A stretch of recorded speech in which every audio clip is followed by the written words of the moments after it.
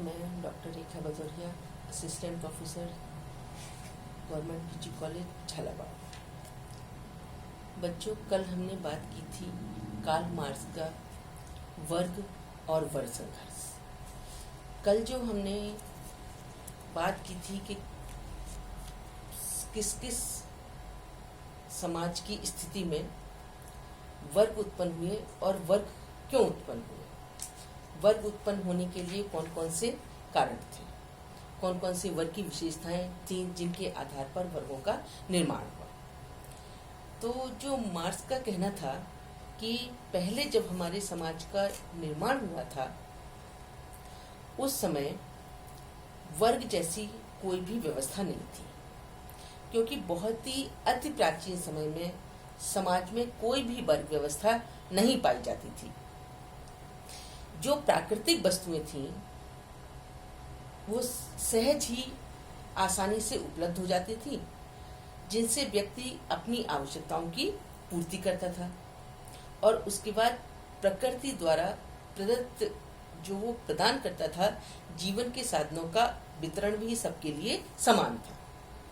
किसी के लिए ज्यादा और कम नहीं था, कोई ऊंच नीच का भेदभाव नहीं था, कोई अमीरी गरीबी का भेदभाव नहीं था, ना ही किसी तरह का कोई वर्गों का जन्म हुआ था। और ना ही उस समय जब वर्ग नहीं होते थे तो शोषण की व्यवस्था भी नहीं थी, कोई किसी से शोषण की समस्या भी उत्पन्न नहीं थी, कोई किसी का शोषण नहीं करता था। मार्क्स के अनुसार समाज में सबसे पहले वर्ग प्राचीन साम्यवादी युग के अंतिम चरण में विकसित हुए। उस समय आर्थिक दृष्टि से वर्गों का जो विकास था वो अतिरिक्त उत्पादन तथा वितरण में असमानता के कारण हुआ था, क्योंकि आर्थिक दृष्टि ही सबसे ज्यादा वर्ग बनाने की समस्या थी कि जिनके पास धन अधिक था, उत्पादन के साधन अधिक थे, वो संपन्न व्यक्ति थे, और जिन पे उत्पादन के साधन नहीं थे, सिर्फ अपना श्रम था, वो अपना श्रम बेचकर और अपनी आजीविका कमाते थे। उस समय से वर्ग का निर्माण शुरू हो गया था, जिसमें निजी संपत्ति की अवधारणा ने जन्म लिया था। उस समय दास युग था और उस समय जो कैदी होते थे वो भी गुलामों की तरह उनके काम किया करते थे, और शारीरिक श्रम में और मानसिक श्रम में अंतर पाया जाता था कि जो मानसिक श्रम करते थे वो धन का अधिक उपार्जन करते थे, और जो शारीरिक श्रम करते थे मतलब जो पढ़े लिखे नहीं थे, है ना, उनके बीच में आर्थिक असमानताएं बहुत अधिक थी, क्योंकि जो उत्पादन के साधन थे वो सिर्फ अपनी मानसिक शक्ति का प्रयोग करके जो साधन विहीन लोग थे उनसे शारीरिक श्रम करवाया करते थे, और जो उत्पादन होता था उस पे जिनके उत्पादन के साधन होते थे उनका प्रभुत्व होता था, और जो शारीरिक श्रम करते थे उनको बहुत कम हिस्सा अपनी आवश्यकताओं की पूर्ति के लिए दिया जाता था। इन आर्थिक असमानताओं के आधार पर ही समाज का श्रेणियों में विभाजन हो गया, और इन श्रेणियों द्वारा ही वर्गों ने अब बाद में जाके वर्गों का रूप ले लिया और समाज में वर्ग विभाजन के आधार बन गए। अब हम देखते हैं कि कौन कौन से समाजों में वर्ग हमारे उसमें पाया जाता था, कौन कौन से ऐसे समाज थे जहां पे वर्गों का निर्माण हो चुका था। तो मार्क्स कहते हैं कि अब तो जो भी इतिहास है उसके सभी युगों और समाजों में वर्ग व्यवस्था सदैव विद्यमान रही है। मतलब चाहे सरल समाज हो, कठिन समाज हो, शिक्षित समाज हो या अशिक्षित समाज हो, सभी समाजों में जो वर्ग विभाजन था वो देखने को मिलता है। कभी किसी रूप में देखने को मिलता था, कभी शिक्षित और अशिक्षित के रूप में देखने को मिलता था, कभी श्रम और पूंजीपति वर्ग के रूप में देखने को मिलता था, कभी दासत्व व्यवस्था थी, कभी राजा और प्रजा के रूप में देखने को मिलता था। लेकिन वर्ग हमेशा जब से समाजों का निर्माण हुआ तब से वर्ग व्यवस्था किसी न किसी रूप में हमारे समाजों में विद्यमान रही। उसमें सबसे पहला है कि आदिम और साम्यवादी समाज में वर्ग, कि जो आदिम साम्यवादी समाज थे उनमें वर्गों की कैसी व्यवस्था थी, इस बात पर हम देखेंगे। यह इतिहास का सबसे प्रथम युग है। इस युग में उनके बीच में किसी तरह की कोई सभ्यता और संस्कृति नहीं थी। इस युग में या इस समय समाज के जो भी लोग थे वो गोत्र के आधार पर कबीलों के रूप में सारे एकत्रित होकर समुदायों में रहते थे, और गोत्र और कबीले का एक अलग भू भाग होता था और एक ही भाषा होती थी। उत्पादन के साधन सबके लिए समान थे। सब लोग मिलजुल कर जो भी उत्पादन करते थे, सब लोग मिलजुल कर करते थे, इकट्ठे होकर करते थे, और उन पर सबका समान अधिकार होता था, ना कोई ज्यादा ना किसी का कम। जो उत्पादन का कार्य सामूहिक भ्रम के कारण उत्पादन के साधनों पर, उत्पादित वस्तुओं पर समूह के सभी लोग संयुक्त स्वामित्व होता था। व्यक्तिगत अधिकार के अभाव के कारण ना तो कोई किसी का शोषण करता था और ना ही कोई शोषक वर्ग था, और ऐसी ही हमारी वर्ग व्यवस्था थी। लेकिन समाज में जो श्रम विभाजन जरूर था, उसके आधार पर दो वर्ग थे। लिंग भेद और आयु भेद के आधार पर ही वर्ग बने हुए थे, जैसे बालक और युवा वर्ग, वृद्ध वर्ग और स्त्री और पुरुष वर्ग। लेकिन इनके बीच में एक श्रम विभाजन जैसी व्यवस्था थी। जो स्त्रियां होती थी वो घर के अंदर के कार्य करती थी और पुरुष घर के बाहर के कार्य करते थे। घर की व्यवस्था स्त्रियां करती थी और जो उत्पादन के कार्य थे या घर के बाहर के कार्य थे वो पुरुष करते थे। इसी आधार पर जो वृद्ध लोग थे वो श्रम ना के बराबर करते थे, और जो युवा वर्ग और जो बालक थे वो उत्पादन में अपना पूरा श्रम लगाते थे और कार्य अधिक करते थे। बस यही इसी आधार पर, मतलब लिंग भेद के आधार पर ही उस समय श्रम विभाजन पाया जाता था, लेकिन वर्ग जैसी कोई व्यवस्था नहीं थी। उसके बाद आया दूसरा दासत्व युग में। दासत्व युग में धीरे धीरे वर्गों का तीव्र गति से विभाजन होने लगा। उस समय धीरे धीरे भौतिक परिस्थितियों में थोड़ा थोड़ा परिवर्तन हुआ और दास मूलक समाज की स्थापना हुई। मतलब एक दास होता था और एक स्वामी होता था। मनुष्य कृषि कार्य, पशुपालन और दस्तकारी करने लगे थे। समाज में उनके बीच में थोड़ी सी निजी संपत्ति के विचारों का भी उदय हो चुका था। श्रम विभाजन भी पनपने लगा था, और इस युग में अपने पूर्व युग से बिल्कुल भिन्नता आ गई थी, क्योंकि सामाजिक उत्पादन के साधनों पर पूर्ण रूप से स्वामित्व हो चुका था, और कुछ लोगों का स्वामित्व ही उन उत्पादन के साधनों पर था। और जो दूसरा था स्वामी दास, जो एक थे वो स्वामी कहे जाते थे और दूसरा वर्ग था वो दास कहा जाता था। जो दास लोग होते थे उनके पास उत्पादन के साधन, भूमि, पशु और औजार नहीं होते थे। उनके पास केवल व्यक्तिगत उपभोग की ही कुछ वस्तुएं होती थीं, और इन समाज के संपन्न वर्ग ने अपना इनको दास बनाया हुआ था। क्यों? क्योंकि वो उन्हीं के जो स्वामी वर्ग था उनके पास उत्पादन के साधन थे, उत्पादन करने के लिए व्यवस्था थी, औजार थे, पशु थे, है ना? तो उन्हीं के औजारों से और उन्हीं के भूमि पर वो अपना श्रम का जो है काम करते थे और उनके दास कहे जाते थे। कुछ समय बाद वो उनको बलपूर्वक काम लिया जाने लगा, मतलब कुछ तो अपनी मर्जी से मजबूरी पूर्वक करते थे और कुछ समय बाद उनसे शक्ति के आधार पर बलपूर्वक अपने कामों को करवाया जाता था। दास स्वामी वर्ग परजीवी वर्ग था जो उत्पादन के साधनों, मकानों एवं संपत्ति का स्वामी था।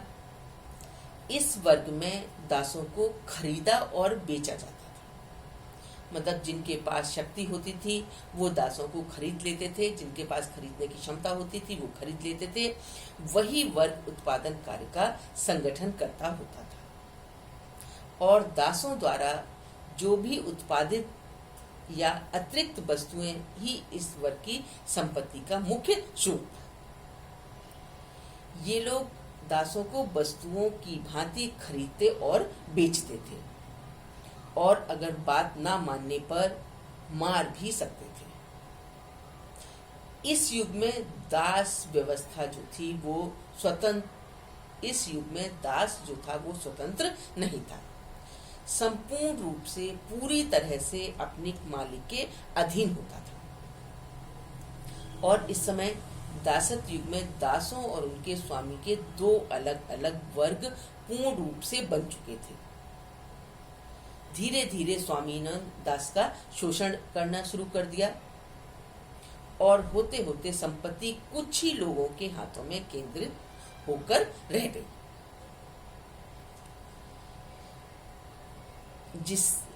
जिससे कि वे आर्थिक और राजनीतिक दृष्टि में भी शक्ति में भी संपन्न हो गए। वे दासों को जबरदस्ती काम लेने लगे और पहले युग की भांति वे सब स्वेच्छा से मिलजुल कर काम नहीं करते थे। इस प्रकार मार्क्स के अनुसार दासत्व युग में ही पहली बार वर्गों का उदय हुआ था पूरी तरह से। इस समाज से जो पूर्व समाज की अपेक्षा बहुत आर्थिक उन्नति की थी और इस युग में नगरों का निर्माण भी धीरे धीरे हो चुका था, व्यापार का भी विकास हुआ था, कृषि के उत्पादन के लिए धातुओं के औजार भी बन गए थे, लोहे के हथियारों तथा रण कौशल से सुसज्जित बड़ी बड़ी सेनाएं भी खड़ी हो गई थी और समाज में थोड़ी थोड़ी विलासता की वस्तुओं का भी निर्माण होना शुरू हो गया था। जब यद्यपि हस्तशिल्प का पर्याप्त विकास हुआ और इस प्रकार दासत्व युग और मालिक दो वर्गों में पूर्ण रूप से उदय हो चुका था। तीसरा था सामंती समाज में वर्ग। दो समाजों की हम बात कर चुके कि पहले आदिम सामंती समाज में वर्ग के उस समय क्या था, सिर्फ दो तरह की मतलब काम श्रम के आधार पर बंटवारा हुआ था, सिर्फ लिंग भेद के आधार पर सिर्फ श्रम का विभाजन था, संपत्ति का विभाजन नहीं था, कोई किसी का दास नहीं था, कोई किसी का मालिक नहीं था, सिर्फ जो संपत्ति होती थी उस पे सब बराबर स्वामित्व होता था और अपनी आवश्यकताओं की पूर्ति के लिए वो उसका उपभोग करते थे। दासत्व युग में एक स्वामी होता था और दूसरा उसका दास होता था। दास को हम खरीद और बेच सकते थे, है ना? और पूरी तरह से उनके स्वामी के दास जो थे वो अधीन होते थे और उनके अधीन ही रहकर उनके सारे कार्य करते थे। उसके बाद तीसरा युग जो आया वो सामंती समाज में वर्ग आया। कि सामंती समाज में कैसा वर्ग था, कैसे वर्गों का विभाजन हुआ। सामंती समाज में भी दो प्रकार के वर्ग थे, एक तरफ सामंत और दूसरी तरफ अर्धदास किसान। मतलब पूर्ण रूप से कृषि कार्य होता था, लेकिन कृषि किसके अंदर में, कृषि जो योग्य भूमि थी वो किसके अधीन थी, सामंत लोगों के। और जो अर्धदास किसान थे, अर्धदास का मतलब है किसान थे लेकिन उनकी स्थिति पूर्ण रूप से दास की तरह होती थी, लेकिन वो अब और कार्य न करके उनके खेतों पर, उनकी कृषि योग्य भूमि पर उन्हीं के साधनों से कृषि कार्य करते थे। इसलिए उनको अर्धदास कहा गया है कि स्थिति उनकी दास की तरह थी, लेकिन वो और कार्यों को न करके सिर्फ किसानी का कार्य करते थे। तो सामंतों के पास उत्पादन के साधन, विशेष रूप से भूमि थी, यही लोग सत्ताधारी थे, और अर्ध किसान जो थे वो सामंतों के अधीन थे और उनसे खेती का कार्य करवाया जाता था। उनकी स्थिति पूर्ण रूप से दासों जैसी तो नहीं थी, किंतु इन पर अनेक प्रकार के प्रतिबंध थे। मतलब जो भूस्वामी थे, सामंत थे, वो अर्ध किसानों के श्रम के संगठन करता थे और उनके द्वारा जो उत्पादित अतिरिक्त वस्तुओं का अधिकांश भाग वे स्वयं हड़प जाते थे और किसान सामंतों को खेती करते, घरों पर कार्य करते और युद्ध के समय उनके सेना में भी सिपाहियों के रूप में भी लड़ते थे। मतलब जब कृषि का समय होता था तो वो उनके खेतों में उनकी भूमि पर अपना श्रम लगाकर उनकी खेती करते थे, और जब खेती कार्य कुछ समय के लिए बंद हो जाता था तो उनके घरों में कार्य करते थे, और जब कभी आवश्यकता पड़ती थी तो उनकी सेना में सिपाहियों के रूप में युद्ध का कार्य, लड़ाई का कार्य भी करते थे। उनके पास अपनी निजी संपत्ति नहीं होती थी, सिर्फ संपत्ति सामंतों के पास ही थी, और सामंत लोग उनका कई प्रकार से शोषण करते थे। तो इस समय पूर्ण रूप से दो वर्गों का संघर्ष पूर्व समाज की तुलना में अधिक स्पष्ट हो गया था कि वो उनसे कृषि कार्य करवाते थे, लेकिन बदले में कुछ ना देकर बहुत थोड़ा सा हिस्सा उन्हें देते थे, जिससे वो मुश्किल से अपना जीवन यापन करते थे। इसके बाद आया पूंजीवादी समाज में वर्ग, जो आज हमारे और आपके सामने विद्यमान था। इस समाज की स्थापना मशीनीकरण के द्वारा, मशीनों के आविष्कार के साथ बड़े बड़े उद्योग धंधों के कारण हुई थी। इस समाज में उत्पादन के जो साधन थे वो पूंजीपतियों के अधिकार में थे। मतलब जो कल कारखाने लगाए हुए थे वो बड़े बड़े पूंजीपतियों ने ही लगाए हुए थे, और उत्पादक का कार्य जो था वो श्रमिकों के द्वारा करवाया जाता था। तो मार्क्स कहते हैं कि उस समय उस वर्ग को मतलब श्रमिक वर्ग को क्या कहा था? सर्वहारा वर्ग। मतलब वो सब तरह से अपने पूंजीपति वर्ग के अधीन है, अपना सब कुछ उनके अधीन होकर अपना सब हार चुके हैं, सर्वहारा वर्ग। और जो पूंजीपति वर्ग है वो है बुजुर्गा वर्ग, मतलब वो उनकी तरह से पूरे बुजुर्ग की तरह पूरे सब तरह से कैसे हैं? अपने उत्पादनों के स्वामी हैं। तो पूंजीपति जो वर्ग है वो सर्वहारा वर्ग का विरोधी है कि एक तो ऐसा है जो पूर्ण तरह से संपन्न है, जो पूंजीपति वर्ग है, मशीनों का मालिक है, और दूसरा है जो बिल्कुल जिसके पास बिल्कुल भी शक्ति नहीं है, धन भी नहीं है, और पूरी तरह से वो अपना पूंजीपति वर्ग के हाथों में अपना सब कुछ हार चुका है। और दोनों एक दूसरे के कैसे हैं? विरोधी हैं। जो पूंजीपति वर्ग है वो श्रमिक वर्ग का कैसा है? विरोधी है। लेकिन उनकी एक यह आवश्यक शर्त भी होती है कि सर्वहारा वर्ग के पास उत्पादन के साधन नहीं होते हैं, अतः वह पूंजीपति को अपना श्रम बेचकर अपनी आजीविका अर्जित करते हैं। पूंजीपति वर्ग सर्वहारा वर्ग को मजदूरी का फायदा उठाता है कि उन्हें पता है कि ये इनके पास खुद के साधन तो है नहीं, तो ये मजबूरी बस किसी ना किसी तरह से ये हमारे अधीन होकर श्रमिक का जो कार्य है करेंगे और अपनी आवश्यकताओं की पूर्ति के लिए हमारे हमेशा अधीन रहेंगे। तो पूंजीपति वर्ग अधिक शक्तिशाली हो गया और उससे उत्पादन को संगठित करने के बजाय सामाजिक प्रगति को क्या कर दिया, अवरुद्ध कर दिया। और आधुनिक पूंजीवादी समाज जो कि सामंती समाज के विध्वंस से पैदा हुआ है, वो वर्ग और वर्ग संघर्ष समाप्त नहीं हुआ, बल्कि उनके पुराने रूपों के स्थान पर नए रूप विकसित हो गए। उत्पीड़न और पुरानी अवस्थाओं के स्थान पर नई अवस्थाएं और संघर्ष के पुराने रूपों के स्थान पर नए संघर्ष खड़े हो गए कि पूंजीपति वर्ग पूरी तरह से शक्तिशाली और श्रमिक वर्ग पूरी तरह से उनके अधीन। वो धीरे धीरे उनका शोषण करते रहे और कम से कम मजदूरी में अपना काम करवाते रहे।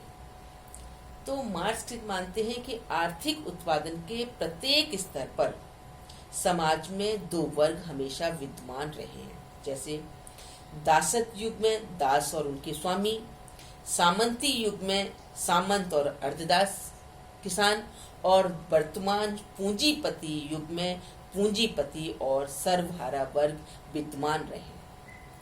प्रत्येक समाज में इन दो वर्गों की प्रमुख विशेषता यही रही है कि एक के हाथों में उत्पादन के साधन और दूसरा उनके अधीन रहकर कार्य करे। इसी आधार पर प्रथम वर्ग दूसरे वर्ग का हमेशा शोषण करता रहा है और ये वर्ग अपने अपने हितों को लेकर परस्पर संघर्ष रहे। इस प्रकार हम देखते हैं कि सभी समाजों में सदैव शोषक और शोषित दो वर्ग रहे हैं, जिन्होंने समाज में हमेशा वर्ग संघर्ष को जन्म दिया है। धन्यवाद।